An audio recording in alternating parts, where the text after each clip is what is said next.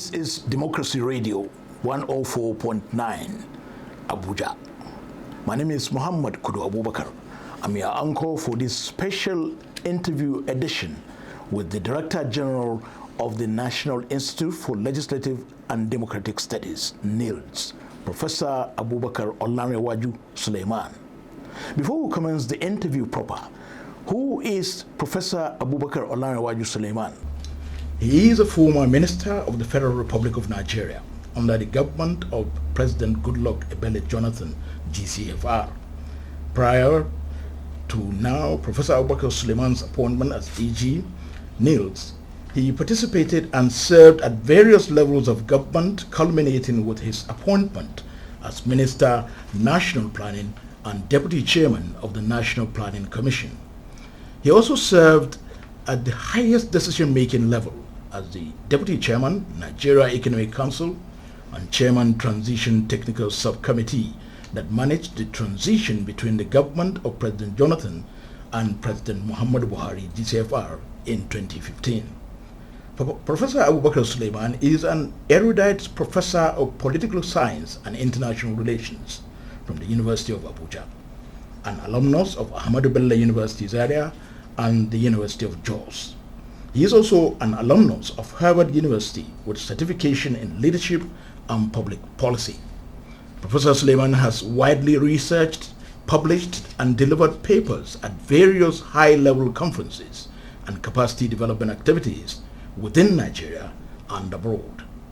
Professor Abubakar O Sulaiman from Kwara State is serving his second 5-year term as Director General, National Institute for Legislative and Democratic Studies, NILDS. Sir, welcome to this special live interview on Democracy Radio 104.9. Thank you very much, Madam Abubakar.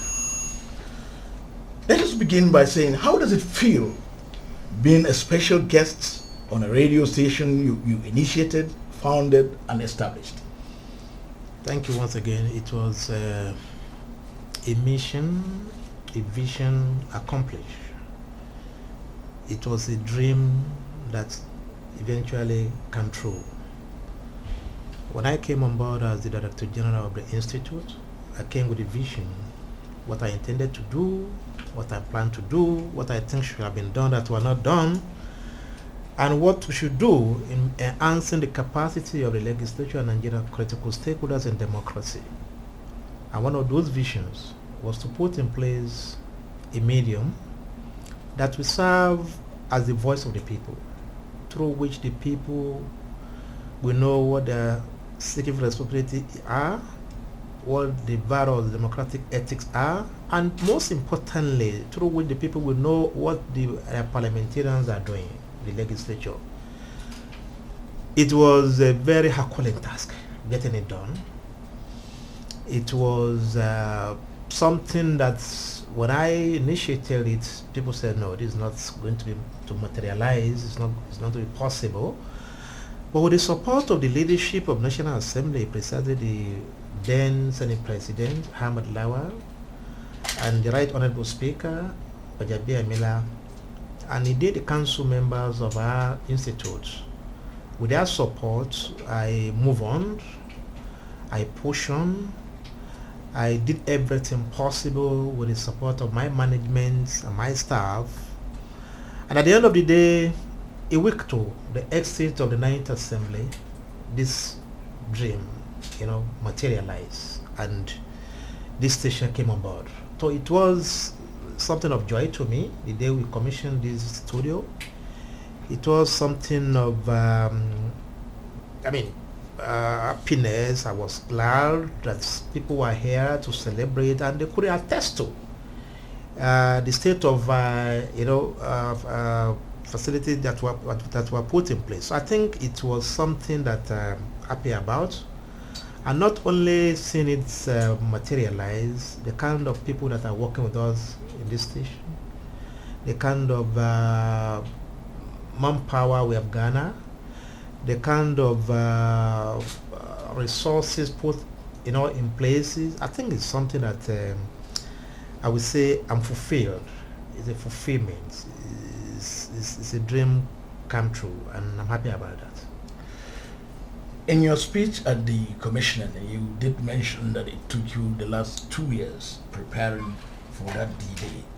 But specifically, what will you say were the objectives that guided you leading to the establishment of the Democracy Radio Station and including the Center for Legislative Security Analysis? I think the essence is very clear. One, the parliamentarians, especially the National Assembly members, they've been misperceived. They've been misrepresented. Nigerians are not well informed about their activities and their programs. There were a lot of wrong narratives about the National Assembly members.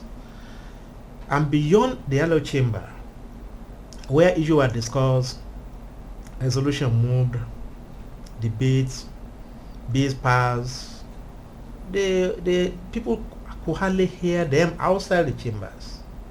And because of that, there are lots of these wrong notions about what they do. Either we like it or not, the legislature is the epitome of democracy, is the signpost of democracy. Without the legislature, there's no democracy. And sincerely yours, to me, is the most important organ of government. Globally, they are not well represented. And we just believe there must be a voice. Let people know what their parliamentarians are doing.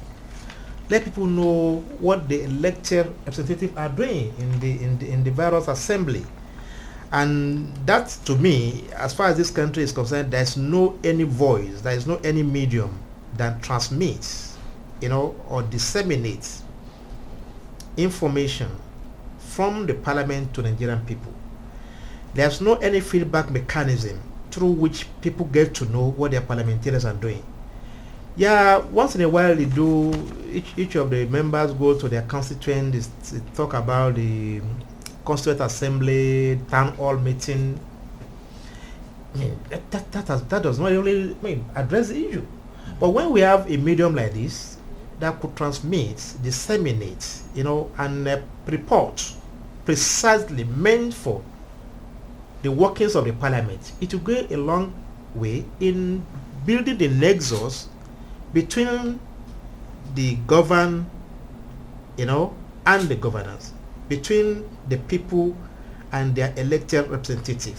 And that's the gap we bridge. The disharmony will not be there any longer. The friction will not be there. It will be minimized, and people get to know what they are doing. Secondly, I observe again that Nigerian people, especially the electorate, they are expected to wait till election comes before they get to know what their civic responsibilities are, what democracy is all about, what to do in election, when to collect PVC, when not to. We shouldn't wait till that time before we get things done. We ought to have gotten a medium, maybe floated by INEC or any of the organ of government or any agency of government, devoted, committed principally, to enlighten Nigerian people on democratic ethics and democratic principles. Enlighten Nigerian people on their civic responsibility. Enlighten Nigerian people about electoral process. That has not been there. So this vacuum, of not having a medium that serve as the voice of the people to their representative, that serve as the feedback mechanism organ between the elected rep and their people, and not having a medium that would disseminate information to the electorate on what their civic responsibility are all along, is what inform, the establishment of this station. In other words, the essence is political. The essence is about democracy, about building democracy. The essence is about establishing a linkage between the people and their elected representative. What of the center, the legislative center? Oh, the legislative center for security analysis. Simple. We observe that this country has been undergoing a lot of security challenges, and globally, people believe when we talk of insecurity or security sector, it falls within the purview of just the executive. The parliament knows nothing about what goes on in the security sector. So when it comes to lawmaking, when it comes to oversight of that sector, they have little or no knowledge about it. And in a global environment as well, in the US and some other climes, they have an institution or a body under the parliament, which responsibility is to brief the parliament about the security dynamics in that country, to come out with briefs, data, identify what are the security threats, undergo researches on security related issues, and fill the parliament on what to do, so that by the time they are taking decision on security related issue, they are taking that decision from an informed position. They don't need to wait for service chief to brief them. They don't need to wait for the executive to brief them. They have an organ under them too that perform this work of research, the function of drafting, motion drafting, data, brief analysis, scrutinizing, and identifying serious security threats, in our clients. I think this is what informed this. They don't need to go to defense college, to war college, to NDA, or to any military institute. So I think this one is specifically, every other security agency in this country is under the executive. So we must have an intellectual body under the parliament, just as we have for the NIBRO that does the functions of budget analysis for the parliament. We must have an agency like this, or the center like this, whose mandate is to brief the parliament, to assist them in data brief analysis, undergoes some researches on security related areas, so that the parliament, who are the lawmakers, they are well informed, they are well briefed, they are well tutored, and they have the broad knowledge about the security situation in the country, so that by the time they are making law, or they are even making contributions in the house, or they are even coming out with any motion, or they are even engaging with the executive of this service chief, they are doing that from a well-informed position. This is what informed the establishment of the Legislative Center for Security Analysis under the National Assembly. Will there be avenues for partnership between the center, or collaborations between the center and other security agencies and institutions? Of course. It's not something we can do in isolation. We need to relate with them. The center is coming up. The director of the center is a professor of security study, with some other deputies under him. He has been mandated on what to do. They have come up with a blueprint. Definitely, in getting this work done, it's not a solo job. They need to engage with the other centers. They need to engage with other security agencies in the country. They need to partner with them. They need to link. Even when you talk of other security agencies, I keep on saying one thing: you can't fight war. You can't fight insecurity. You can't name insecurity in the board relying on the instrumentality of weapons. One of the best way, in fact, the starting point of addressing insecurity is through research. We must underscore why. Why are people that are living together over the years now turned to enemies? You must killing each other. Yeah. Well, you must understand. So that is the missing point. We have spent trillions of nairas on the issue of insecurity. We have not seen results. Because while we spend trillions of nairas on insecurity, trying to fight insecurity, insurgency, kidnapping, we could not even devote 100 million on research. We must try to identify the cause or the causes of insecurity. Then you tell people, talk of Fulani, the S-man, why are they all along, all of a sudden become enemies to one another?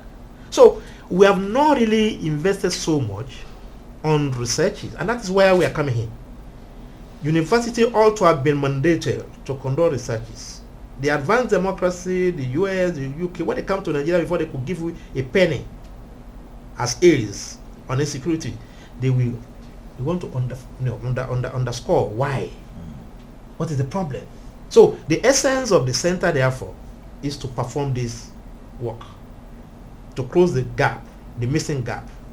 Before we spend a kobo at all, we must try to understand why we are into where we are. And that is why I want to believe that the various security agencies in the country under the executive, they will benefit so much from this center, because very soon we're not just starting the center, we are trying to even collaborate with the, other centers, institutions across the globe, similar institutions across the globe that were ahead of us, so that we can learn on how they started, their own dynamics, and see how we can bring that on board on our own issues and challenges in the country. Let's come back to our baby, the Democracy Radio 104.9 FM. You've told us the reasons that are for the establishment, but one would want to know certainly the scope of the radio station, and more importantly, are there plans to expand it to become a radio and television station in the near future? You see, that we came on board as a station, the first of its kind in West Africa under the Parliament, is a glad tidings. It's something we need to be proud of. And it's all about information. It's all about dissemination. It's all about enlightenment. It's all about building, a synergy between the people and the governments.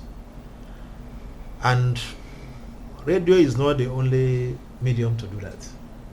I'm happy the day this station was commissioned, the DG of NBC, while applauding the move, the initiative, gave us a blanket license to say, yes, with what I've seen on ground, the first of its kind, the facilities you put in place, the DG, you are free to come and collect your license for the TV station. And in his word, that will cost you less. We have a vision to ensure that the elected representatives are not misunderstood. That elected representatives, some of whom are even far away from their constituents, need to know the feelings, the aspirations, the needs of their people through this station. We have as a mandate bridging the gap between the people and their elected parliamentarians. We achieve that through radio station, we achieve that through floating the other medium, but importantly I want to assure you that having strong, as we are starting now this station, and hoping that the management of the station will do well, I've been assured of by you and some other members of the station. Our next move, hopefully in the next 1 or 2 years, is to start putting things in place on how to get our TV station.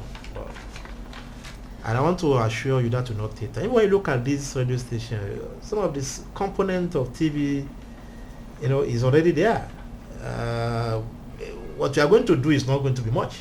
Maybe what we need is just space, little facilities.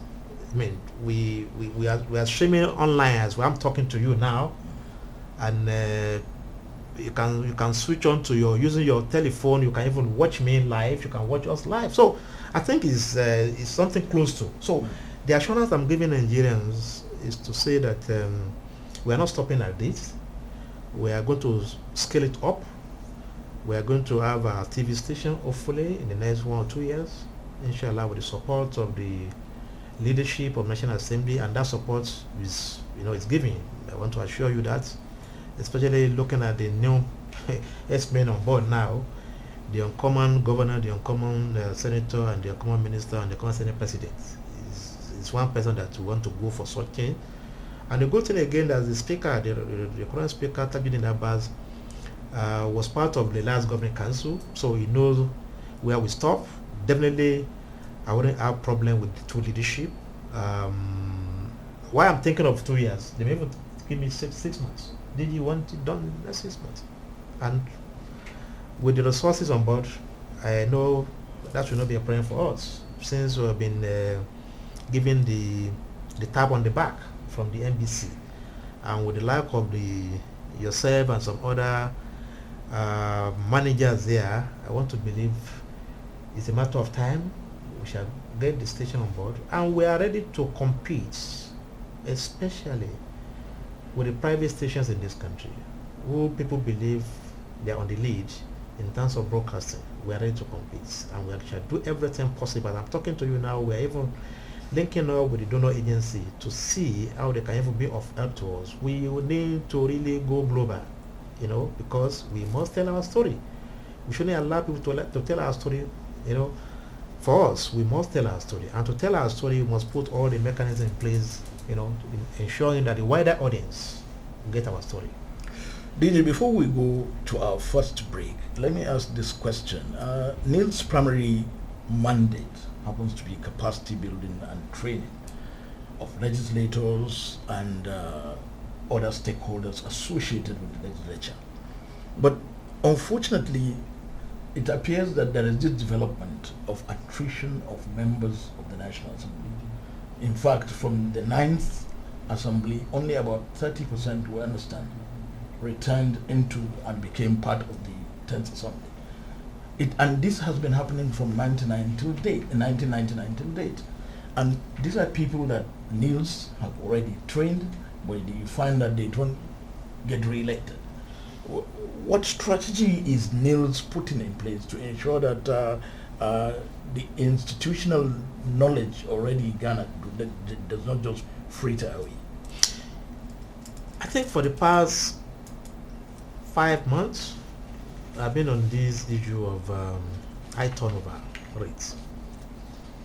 And there's no doubt about that. My argument has been, we are wasting resources. We have wasted resources. The institutional memory is key to governance, especially at the level of parliaments. We need more experienced parliamentarians. We need more experienced legislature. We need more experienced stakeholders and governors. And the rate at which we are turning out the experienced one, who we have invested so much on in the last 4 years, is a worrisome development for all democracy in this country. And to us at the Institute, we are not happy about it. We are worried about it. We know how much we have invested in the last 4 years. We know how much the donor agency have invested. We know the kind of activities and programs we put in place to get them to where they were before the various primaries and main election, turn them back home. It's something we need to really look at as a country and as a democracy. And I've said this on several occasions. We need to do a lot of advocacy. We need to come up with a lot of legislative and policy, framework to address this issue. But most importantly, that has happened. Yes, we have lost the memory, institutional memory. We have new people on board. As per the Institute, when we saw this and it has happened, we have come up with a lot of initiatives. Because one, having new set of parliamentarians definitely will affect the takeoff stage. It will affect the takeoff stage. It will slow pace the moment, the governance process. Because where we were before, there are so many bills and motions that got stuck, maybe at second readings, even third reading. And one is hoping that, okay, when they come board, the same set of parliamentarians come on board, they will take it from there. Yes, you may start all over, but the process will be so faster. But now we have new set of people that are not even in the picture of that bills and motion. So it's like starting all over again. starting all over again in terms of even getting to have an idea of what the bill is all about, or the motion is all about. Starting all over again in terms of understanding the rudiment of the process, legislative process. The last time, about a week ago, when I saw the new parliamentarians in House of Rep, when they were trying to, point of order, this and that, it was just, people were so excited, they want to be seen, but they are not getting it right because they are new, and it will take time before they understand how it works. So it's drawing us back. But again, at our institute, that's where we are. That's the essence of the institute, is to train them, is to enhance their capacity. And because of these will there be some crash program? Unexpected challenge or challenges, we have identified some programs for them. One, we had induction, which we did in partnership with National Assembly management. But again, that was not enough. When you put 250 in a class, that was not neat enough. We still need to. So on account of that, therefore, we try to evaluate the induction program. We identify some gaps, we identify some lacuna, we identify some shortcoming, and on account of that, the institute now went back to the leadership of National Assembly. We presented a memo to the leadership on coming up with a refresher certificate courses for them. And the Governing Council, under the leadership of the Senate President and the Right Honorable Speaker, approve of it. And what we intend to do this time around is, rather than putting them 250 people or 200 people in the class, we want to see how we can segment it. Maybe 50, 30 in a class, and that will take a week. It's going to be a very intensive and thorough tutoring, for at least 30, 50 parliamentarians. It may stretch up to 3-4 weeks. So we have that in place. Precisely when we are commencing, I can't say precisely now because we are still expecting some funding challenge. Then secondly or thirdly, the leadership of National Assembly itself, we are organizing a retreat for them, hopefully outside Abuja, away from the center. The leadership, the Senate President, the principal officer, the speakers, and hopefully by the time we get the approval of the leadership in terms of the timing and the venue, that will take another 3 days. It's going to be very intensive. We hope it takes place either in Lagos or Akwa Ibom, at their own convenience. Then thirdly, legislative business is a committee work. Committee is the key thing in legislation. Committee is the engine room. In some climes, plenary is inconsequential. They do work, they do the election through committee work. So if you don't stretching or enhance the capacity of the committee, you're just wasting your time. So what we are trying to do now as the fourth layer of our capacity building for the year, is to now organize training for chairmen and deputy chairmen of committees of both the House of Representatives and Senate. So we have these 4 layers of capacity building outlined between now and December, hopefully. I want to believe that if we're able to do this within now and December and the next 5 months, we must have considerably addressed the lacuna, so to speak. We're not stopping at that. Hopefully by next year, if God spare our life, we now look at committee needs. Public account committee, through our partnership with CARS and some other donor agency. We talk about the issue of oversight. We talk about defense committee. We talk about. So we now take committees. As we are doing this, we are not leaving out the parliamentary staff too, who are the bureaucrats that really put them through. So I think these are the challenges. By the time we have all these training in place this year, that will be the first of its kind in the history of the institute. And I want to believe with the calibers of our resource persons, our research fellows, to a large extent, we're going to address the gap, the knowledge gap, identified in our new parliamentarians. You are listening to a special interview session on Democracy Radio 104.9 FM, coming to you live from our studio here in Abuja.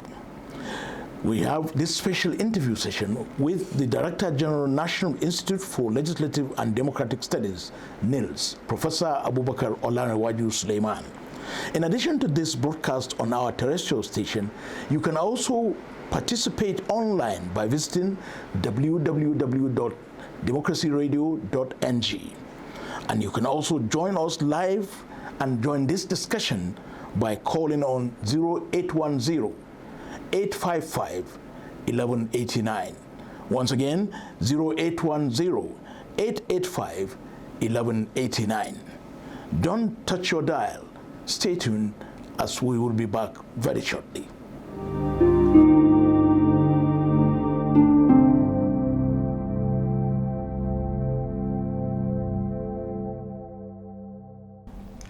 Professor Sulaiman, sir, as DG NILDS, you are serving your second 4-year term. And capacity building, you've just told us before we went on break, is the principal mandate of NILDS. But I'm aware NILDS also offers diploma, degree, and postgraduate degrees in collaboration with the University of Benin. What has been the achievement in this regard since establishment and since you came on board as Director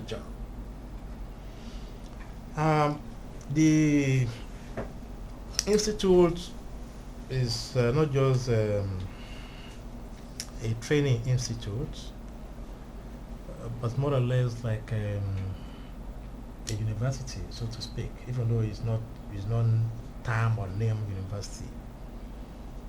And we believe that beyond the short courses, beyond the training for parliamentarians and CSO political parties, beyond providing the technical assistance to the legislatures and other critical stakeholders in democracy, we need to scale up our services by delving into those specialized courses that were not offered in university in the country. You see, legislative business is a specialized business. And in our universities, conventional university, they offer conventional courses, programs. And we believe legislative assignment is not the repository or the monopoly of the parliamentarians. The parliamentary staff, their skill need to be honed. Their skill need to be enhanced. Their capacity need to be enhanced. They are the pillar on which the parliamentarian rests. They are the shoulders, and parliamentarians come and go. So how do we now come out with advancing the capacity of this parliamentary staff? And that was what informed the initiative of having some academic programs in place, the postgraduate programs. And these are courses. This is the seventh season we are running. It started under my predecessor, Professor Amalai, and we have graduated almost 600 graduates so far in different areas of calling: parliamentary administration, party politics, legislative study, legal drafting, official reporting, different areas. And under my leadership, what we have succeeded in doing is, one, is to ensure that we beef up the academic content of the programs. The first thing I did in doing that was to set up what I called, with the approval of our council, to set up what I call the Academic Advisory Board. You know, in university, you have the Senate of University that perform the academic duties, academic content, looking at the academic, course outline, results, related issue, and some other thing. We wouldn't have that one, even though we are partnering with University of Benin, and they have their senates that under superintend our academic programs. But again, it's not out of place for us to have a similar outfit at the institute. So we put up this academic advisory board of 7 professors, headed by the former Vice Chancellor of the University of Abuja, Professor Noyaku, as the chairman. And the last 4 years, they have been doing a wonderful job. In the areas of quality control, I think you can't have better than that. Some of our students are senators and right members, parliamentary staff all over the country. In line with NUC directive, we don't compromise standard. The same thing, the same qualification or requirement expected of you to apply for any master program in any university is the same thing with ours. And when you don't have the requisites requirements, you can't get it. So on the aspect of quality control, I think under my stewardship we have done so much. Secondly, the enrollment has gone up, has increased from what it used to be. Before I came about, maybe for economics something 50, but now you have 400 plus, in a year, and that has been a very encouraging development. Then thirdly, we have added some other new courses. That the issue of official reporting, we are coming up with some other new courses to program this year. This we are doing public administration. This we are doing with the guideline or directive from MBTE. And thirdly, just last year we started our doctoral program, PhD program, in partnership with the University of Lokoja. So now we have our first PhD students on board, and they are doing very well. They are about rounding up their first semester, and so I think there have been significant improvements. We have some other partnership. People are coming on board, like the ICSA, the Institute for Chartered Secretariats in Lagos, and some other professional institutes. They want to collaborate with us. These are programs that are not easily available, and upon looking at the caliber of our staff, the caliber of our resource persons, our consultants, and seeing the quality of our products in terms of our students, a lot of them want to. That is not to say we are just a grand to want to accommodate every this and that here and there. As a matter of fact, we're not doing it for money. We're not doing it for profit. In terms of quality, you can't beat us. In terms of the caliber of our students and even tutors, you cannot, question our integrity. I think we are doing so, and this has really assisted the parliament, especially at the national level. People want to say, yes, I'm a product of NILDS Uniben program, and a lot of them, wherever they are today. And one thing I need to say is that one of the initiatives we brought, even though that was not domiciled under the Department of Study, was the internship program for the legal drafters. Across West Africa, even Africa as a continent generally, legal drafters are inadequate. People come from Ghana, they come from Cote d'Ivoire, they come from Benin Republic, Ethiopia, asking for legal drafter. They don't have no legal drafter, because legal drafting is not a course per se being taught in university all over. So we are short of legal drafters, and on account of these clamors, we commenced a program year 2022 on internship for legal drafters. I'm happy to let you know that we've produced almost 50 young legal drafters. Just 2 days ago, one of the parliamentarians, as I remember, asked me, DG, please, I need your assistance. Myself and my friend, we want drafters that to serve as our aides. We don't just want anybody anyhow. We want an aide that can draft bills for us, draft motion for us. So these are the kind of thing we are doing, and I want to believe with enough resources, we'll be able to do more, accommodate more of those interns. DG, sir, recently you held NILDS 2023 Democracy Day lecture with the theme Democracy and the State of the Nation towards agenda setting for the new administration. Several papers were presented at that lecture, and what is of a concern to me now, or interest, is the recommendations, because it appears to me to be a recommendation to a new administration. Where are we on that? Yeah, we had the Democracy Day lecture, the second in the series. We had one last year, and this year, with the new administration on board, we just thought, yeah, we need to x-ray the journey so far, our democratic sojourn, with specific attention to the new administration. Democracy Day is not just for us to go to the parade ground and march. We must evaluate what have we achieved.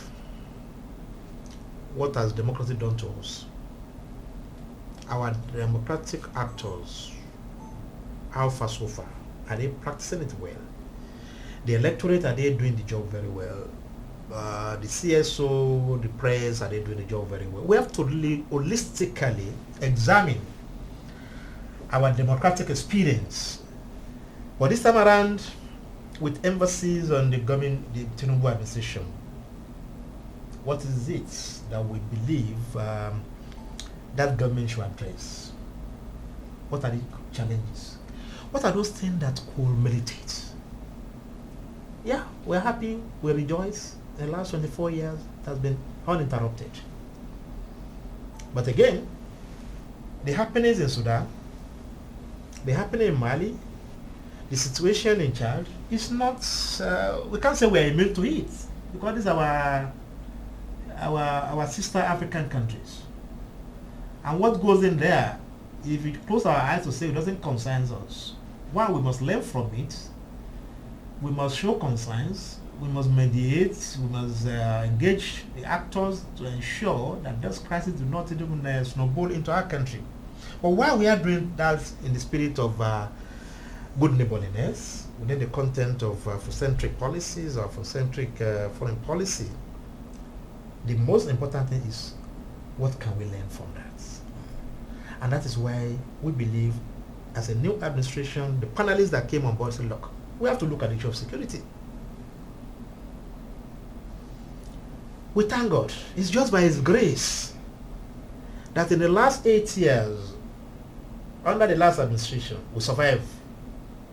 Because the killings are just too, much. And that the military and youths who are restive have faith in democracy, in government, is something we need to thank God for.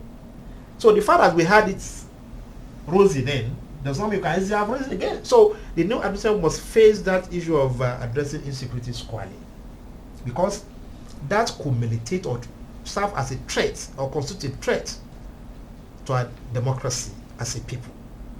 Then we look at what are the major social political challenges. The issue of inclusivity,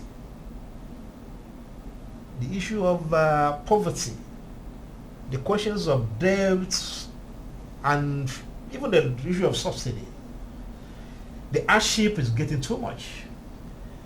our Nairas is becoming, I don't know what to call it again, national issues that they believe that if not addressed could impact negatively on our democracy. And I'm happy the scholars, for instance, when the Professor Obiano, I mean the lead presenter, Okechukwu, said the problem we're having as a country is that we wouldn't want to marry democracy with development. When people crave for democracy, they want military to go. They want the military to go that time. It's because they believe with military out of our way, there'll be development. So it's not because they want Kudu to be elected. No, Kudu to be elected to better their lot. So, but where Kudu was being elected and doesn't better their lot, is getting worse for them, then they begin to ask the question of what essence is that democracy?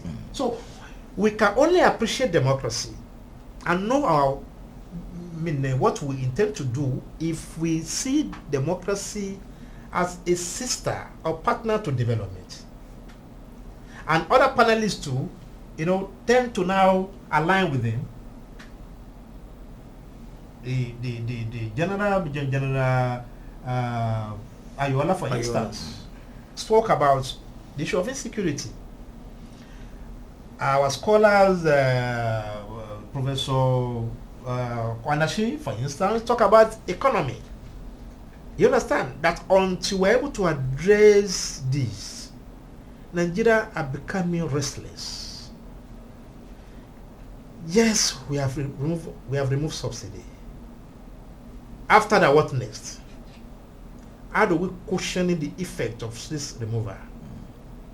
What are the palliative measures in place? Nigeria expected so much, a lot of expectation, because the essence of governance, in line with the Section 2 of Nigerian Constitution, is the well-being of Nigerian people. So if the well-being is not being addressed, then what's the essence? So we just believe we need to put before Mr. President. He has started very well, no doubt about that. Yeah, he hit the ground running. He has taken some drastic decision which people never thought he could dabble into, with courage, with determination. That's a good starting point. You understand? So while going forward as a think tank, organ of National Assembly, as a critical intellectual academics, we need to now, from the point of knowledge and information, now put before him, these are expectations of Nigerian people. These are the things you can do. When talk of inclusivity, people talk of inclusivity by just looking at the issue of trying to bring in only some other disenchanted people. The Southeast, this and that, the other political party, opposition party that were not, it should be carried along. But what about inclusivity in terms of gender? Inclusivity in terms of people with disability? In terms of youth? What lesson have we learned from the SARS protests? How, integrating our youth to governance. And these are very critical. These are issues. How integrating our people with disability. The gender question is a fundamental question. Nigeria, we are gloating over it. How could we have 109 senator with just 3 female senators? How could we have 360 House of Rem with just 15 females? That is not democracy. So I think these are issues. If at the level of electioneering we got it wrong by not electing them, the female for instance, into government, then at the level of appointments, Asiwaju Bola Ahmed Tinubu should look into it. And looking at it should be holistic this time around. So these and some other vital issues are what constituted, our discourse, our discussion in a democracy. And what we intend to do as an institute is to now collect the findings, the summations of the panelists, and indeed that of the audience. Collect all these findings and submit to Mr. President, to the National Assembly. That will form part of the intervention from the legislature to the executive. Ladies, we should be going to our audiences now, because Democracy Radio 104.9 believes in robust feedback, and that is why those listening to us can join us and join this live discussion by calling 0810-885-1189. 0810-885-1189. Our guest is the Director General, National Institute for Legislative Studies, NILDS, Professor Abubakar O Sulaiman. Good morning. My name is Oluwakemi. I'm calling from Asokoro. All right. And, your signal is very good, by the way. Thank you. All right. Do you have Thank you very much. I've been waiting patiently to speak to Prof. All right. Yeah, I've followed his trajectory on NILDS, as DG of NILDS, and I've been so impressed with the way he has not just conceived vision, but the way he has gone beyond the vision to realize this vision for the Institute. So we're really proud of him. Thank you very much. Thank I you. appreciate it. Thanks, sir. So any question for the DG? Yes, 2 questions actually. Go ahead. All right, thank you. Yeah, on the issue of the Democracy Radio, I've interacted with friends on the possibility of the radio maintaining frankness when it concerns calling out the government itself. And now, Prof, how is the station expected to navigate the challenges of objectivity and bias in its programming? That is one. And on the second aspect of my question, Prof mentioned the issue of competing, that we are ready, in fact, using his word, he said we are ready to compete with private stations and all of that.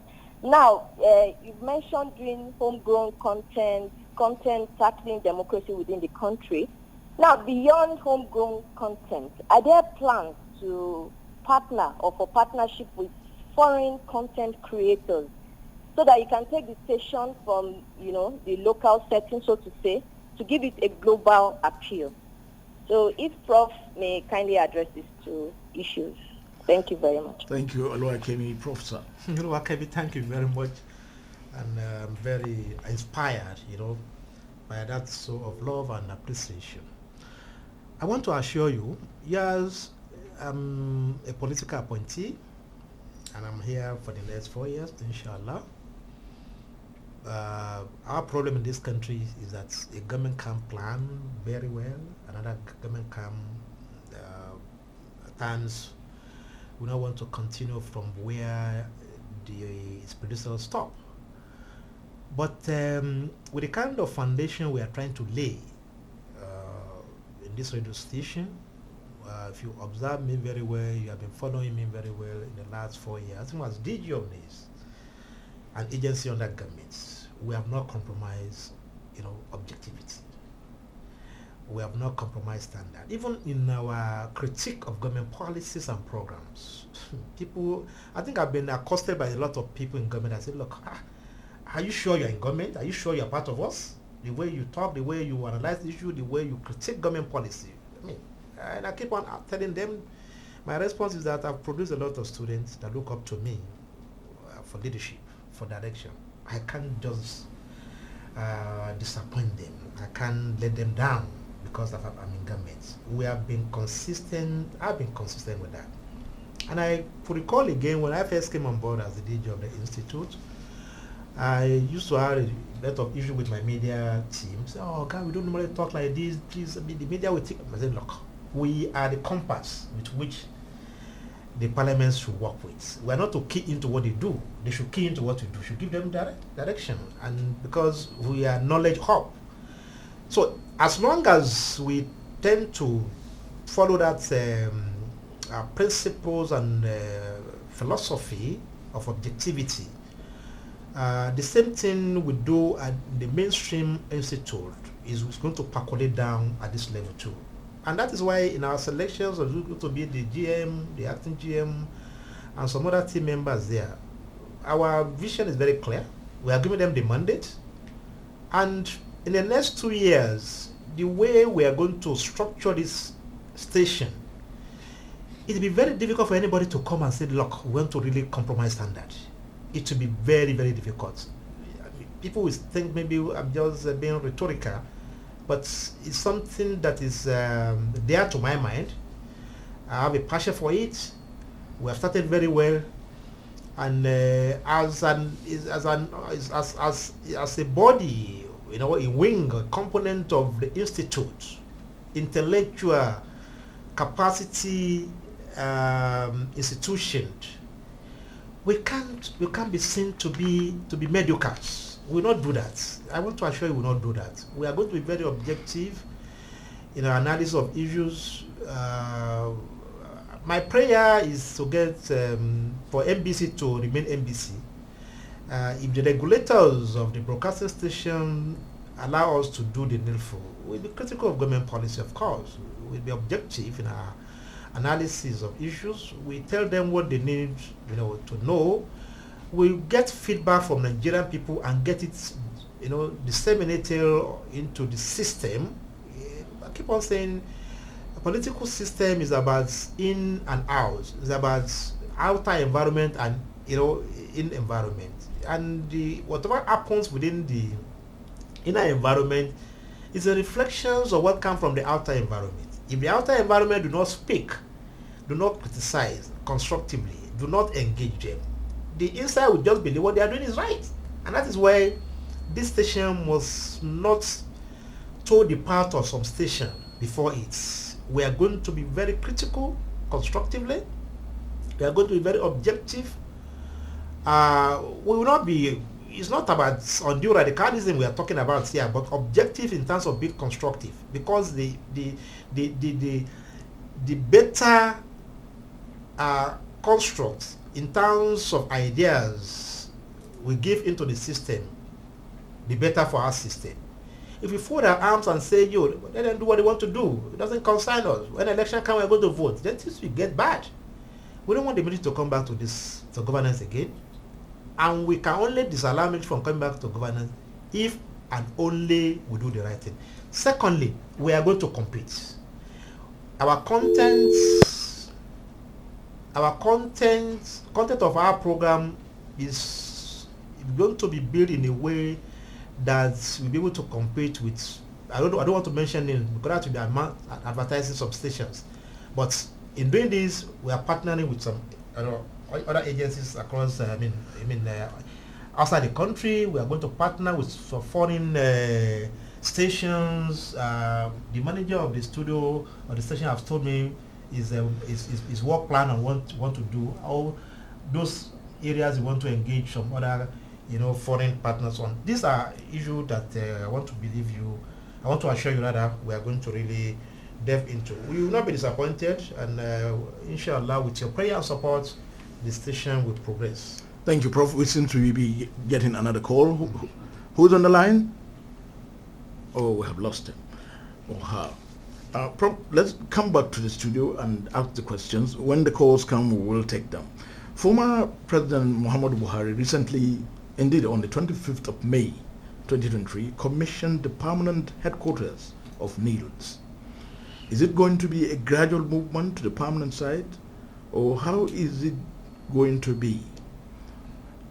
Yeah, the permanent side has been commissioned by Mr. President, as witnessed by Nigerians and our friends globally. It's an edifice comparable to any other edifice, academic edifice in Nigeria. It's the first of its kind in West Africa, no doubt about that. And we are trying to put finishing touches in terms of furniture. Hopefully, our movement to the permanent side is going to be piecemeal. By next month, inshallah, that is July, first week in July, the DG is going to move, the DG's office is going to move, and that of 2 other departments. DG, let's stop there and take this call. Hello? This is Democracy Radio 104.9. Who is calling and where are you calling from? My name is Dr. Mohammed Osolafia. Oh, doctor, how are you? I'm very fine. Where are you and how are you receiving us? Yeah, I'm actually from the office in Maitawa, and I'm enjoying the engagement so far. So I feel I should lend my voice. Any questions for the DG? Yeah, first I want to commend the effort of the DG. He's doing very wonderfully. For the past 4 years, he has been in the institute. The institute is doing very, very well.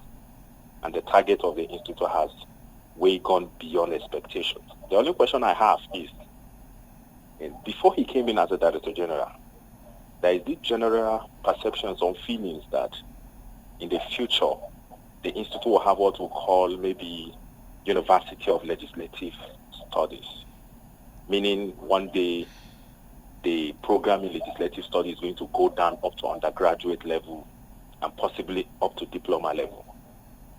Because if I listen to the former DG, that was the concept before now, so that one day it's not going to be only a center for the legislature for National Assembly, but for the entire federation. So I just want to find out whether the Director General is also thinking towards this direction, so that in the future, NILDS will be like the University of Legislature that will cover the entire African sub-region. This is the area I think I have concern, and I feel if DG can shed more light. Thank you very much. Yes, I think that question is not an issue. My first appearance in this studio, I mentioned it, I reiterated it, and the media all over, they capture it, that our ultimate goal is to transform or transmute into a university for legislative studies. On several occasions I've said it, and I'm saying it again. I look up to a day, either under my leadership or my,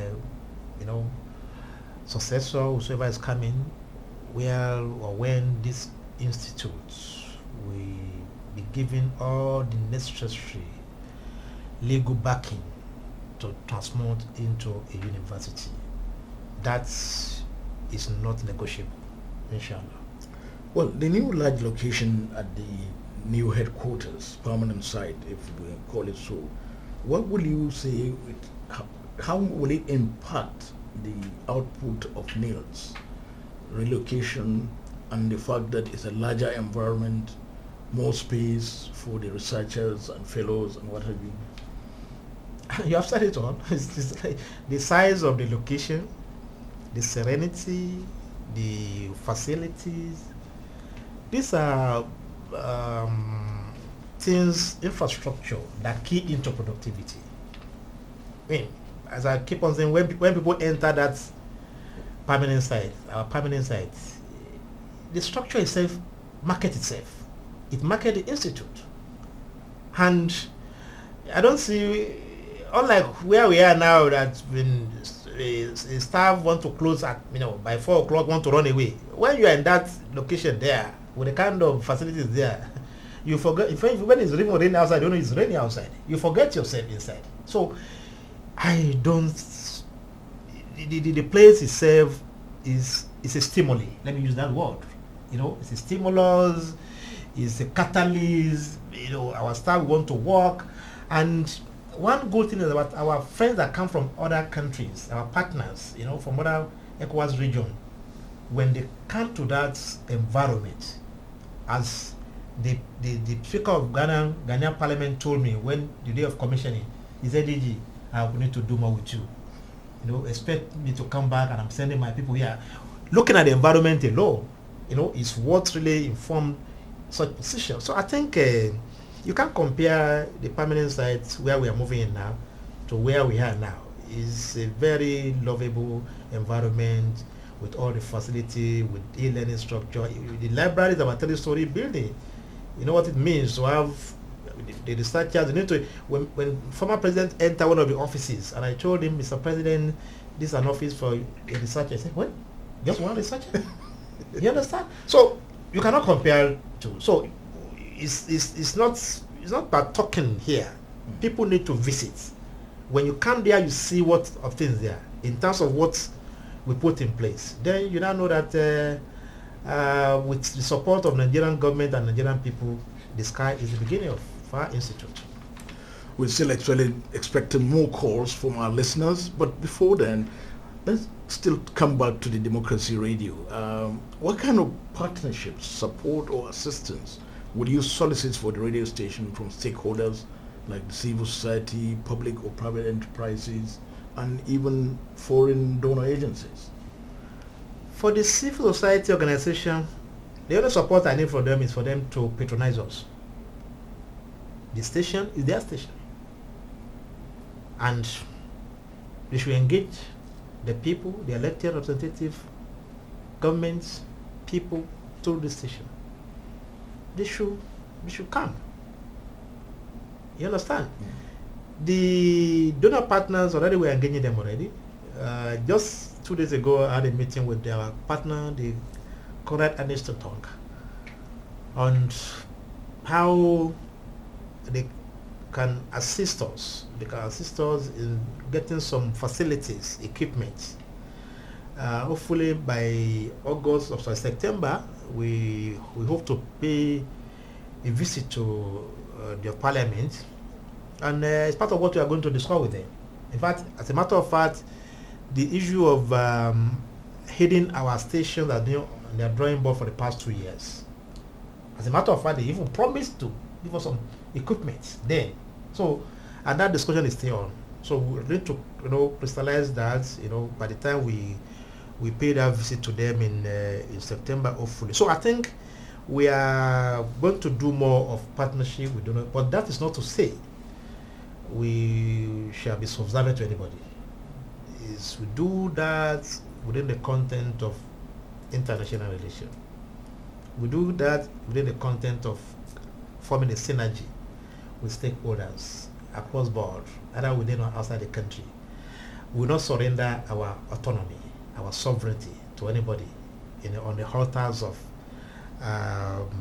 assistance of whatsoever. So we are going to extend our hands of fellowship, to a lot of people and institutions that are interested in building democracy and enhancing the capacity of our critical stakeholders in democracy. Finally, DG sir, what's your message to listeners of Democracy Radio 104.9? Nigerians listening to our radio 104.9 FM, they should listen to this station. It's your station.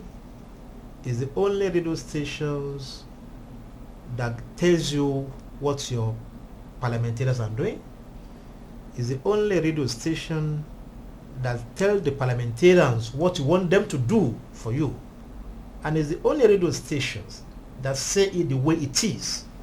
It is the only radio station that tends to build a capacity, your capacity on the issue of democracy and democratic ethics. Listen to the radio, you get the best of information, you get the best of news, you get the best of ideas, and most importantly, our youth will learn so much in the areas of dialogue and, citizen participation in democracy. Thank you so much, Professor Abubakar O Sulaiman, Director General, National Institute for Legislative and Democratic Studies. We thank you so much for obliging us on this special interview, our very first guest on Democracy Radio 104.9 FM.